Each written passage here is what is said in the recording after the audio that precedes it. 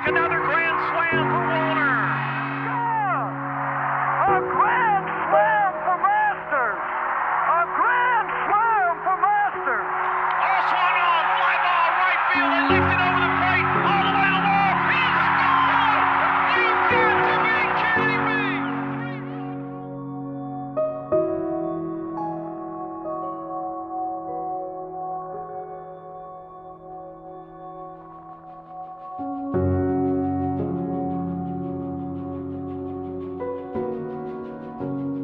Well, I grew up listening to Jack. Obviously, Jack Crystal had a big influence on me because he was the Mississippi State announcer, and I loved listening to him.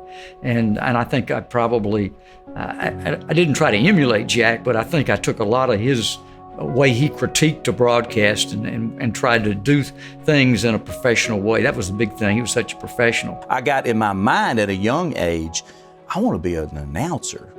And I was influenced by Jack Buck with the Cardinals primarily.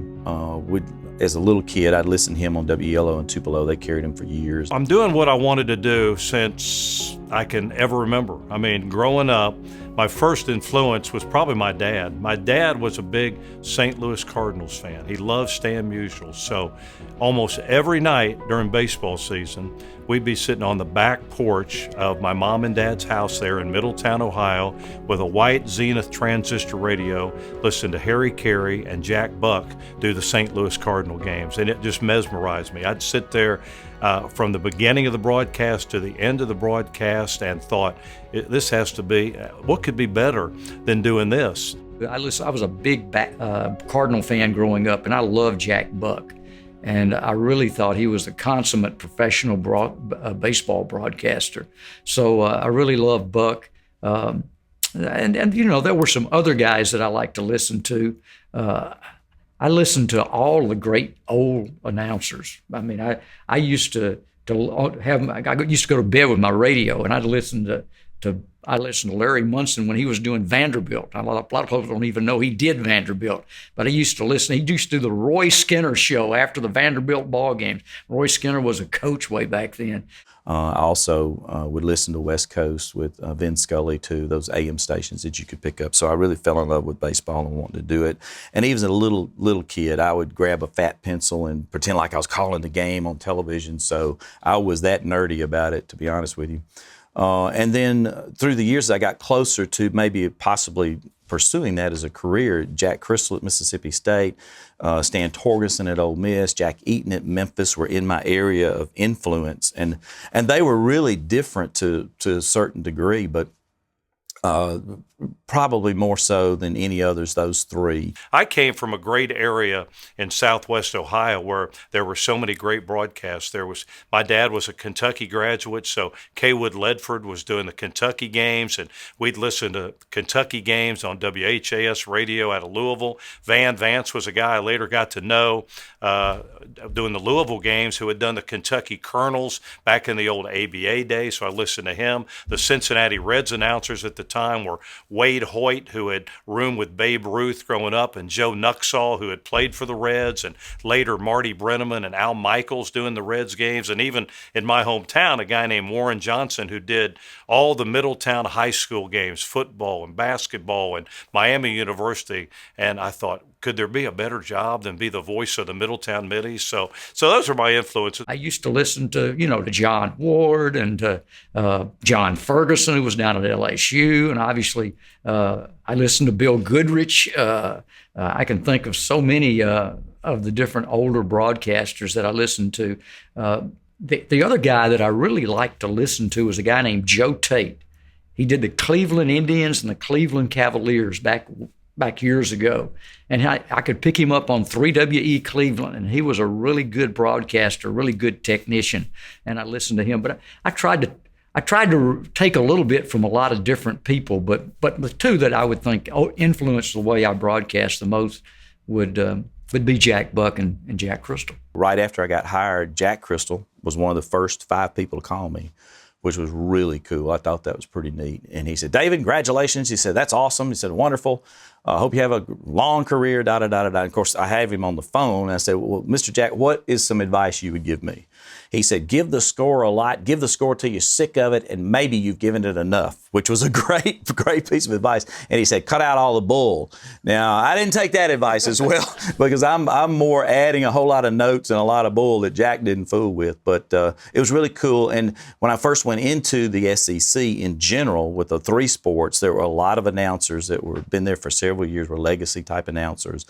And I leaned on a bunch of them. I talked to them pretty regularly. We had meetings back then, so it was really, really cool to kind of get advice from them too. The reason I'm here today is 3 guys that I met when I got to Southern Miss that, for whatever reason, put their arms around me. One was Ace Cleveland, Rick Cleveland's dad, who was the longtime sports information director at Southern Miss. The other was Bill Goodrich, who had done the play-by-play a lot of different places, including Ole Miss there, I think, in the late 50s and the early 60s, and wound up at Southern Miss around 1970, 71. And then Bud Kirkpatrick, who was the public relations director at Southern Miss. I knew what I wanted to do, and I didn't know that it was hard to do, to get a job doing what I wanted to do. But for whatever reason, Ace put his arm around me and kind of taught me some of the ropes of the sports information business and put me in touch with people who were already doing sportscasting. Bill Goodrich, for whatever reason, let me start sitting courtside with him and during basketball games and keeping the stats for him, and eventually would let me get on the air and do things. And then Bud Kirkpatrick allowed me to start doing first baseball and women's basketball at Southern Miss when it really hadn't ever been done before. And so those 3 guys, for whatever reason, I still to this day don't know. Here's this kid from Middletown, Ohio, who got here and didn't know a soul, just to try to play a little basketball and study radio, television, and film and be a sportscaster one day. But it all fell in place because these guys put their arm around me and helped me make my dream come true. And so, those were the influences. And then, as I said, my dad and my mom, who were always willing to do whatever, if I wanted to do something, whether it was be a scientist or an astronaut or a sportscaster, they tried to do whatever they could to make that dream come true.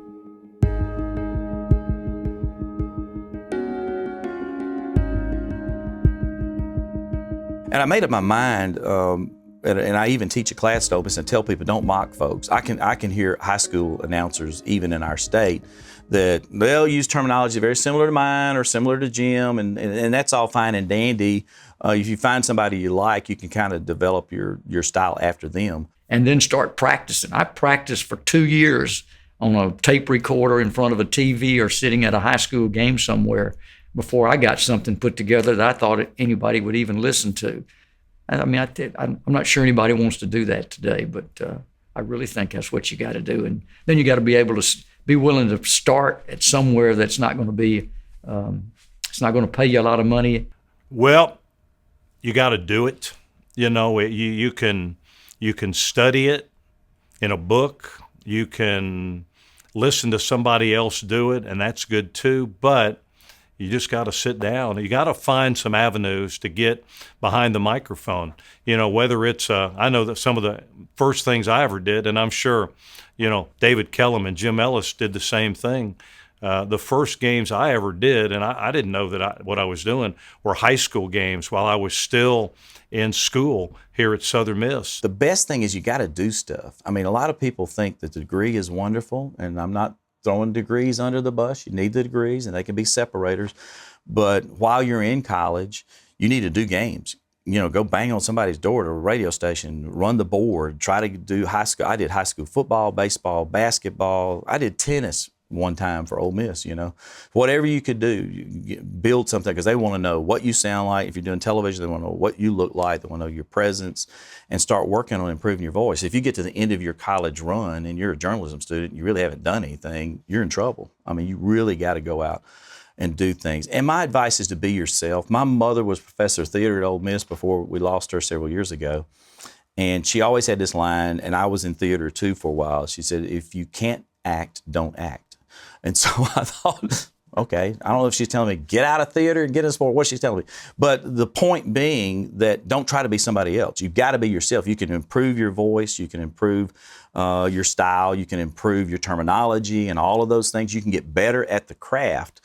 but you still can't try to be somebody else. A lot of the broadcasters in this league, it's beginning where a lot of schools are actually hiring more now, but there's a lot of broadcasters in this league over the years who really worked a second job. And basically, I worked a second job my whole broadcast career until I retired. So it's, unless you get in a big market, it's not a lucrative profession. This is the 40th season in the booth, broadcasting college baseball on the radio for John Cox at Southern Miss, Jim Ellis at Mississippi State, and David Kellum at Ole Miss. 40 years may seem like a long time, but they say time flies when you're having fun.